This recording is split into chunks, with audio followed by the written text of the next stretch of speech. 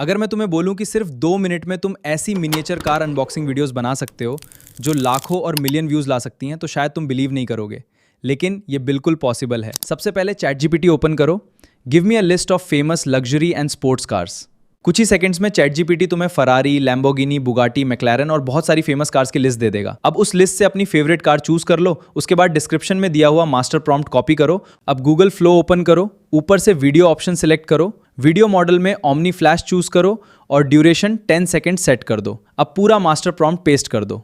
फिर chat GPT से जो कार नेम कॉपी किया था उससे प्रॉम्प्ट के व्हीकल नेम वाले सेक्शन में रिप्लेस कर दो।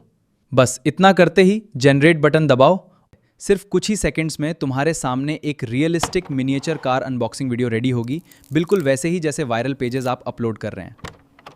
अगर वीडियो पसंद आई हो तो लाइक करना और सब्सक्राइब जरूर करना, क्योंकि यहाँ रोज एआई से वायरल कंटेंट बनाना सिखाया जाता है। और अगर डेली एआई टिप्स चाहिए तो इंस्टाग्राम पे फॉलो कर लो, लिंक डिस्क्रिप्शन में है।